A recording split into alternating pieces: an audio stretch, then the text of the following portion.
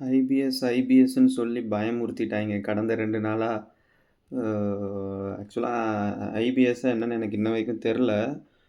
But அதுக்கான இது diet வந்து நான் எடுத்துக்கிட்டு தான் இருக்கேன். இந்த 2 நாளா வந்து பெருசா காரம் எடுக்கல.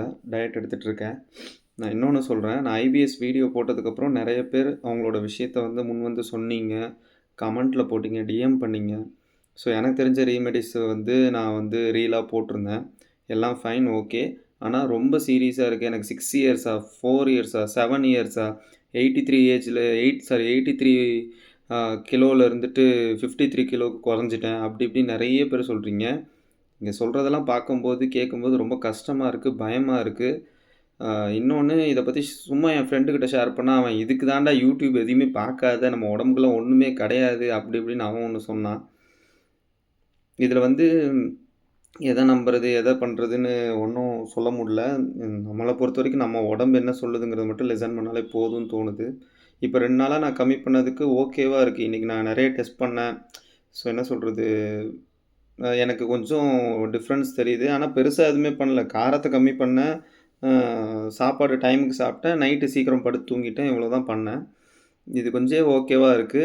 இது போக 2 டேப்லெட்டும், ஒரு ஜெலுசில் டானிக்கும் வாங்கியிருக்கேன். இத ஒரு 1 வீக் ஃபாலோ பண்ணிட்டு எனக்கு இம்ப்ரூவ்மெண்ட் இருக்கா, எல்லாம் பெர்ஃபெக்ட்டா மாறுதான்னு நான் பார்த்துட்டு இதுக்கப்புறம் வீடியோ ஷேர் பண்றேன் ஐபிஎஸ் பத்தி.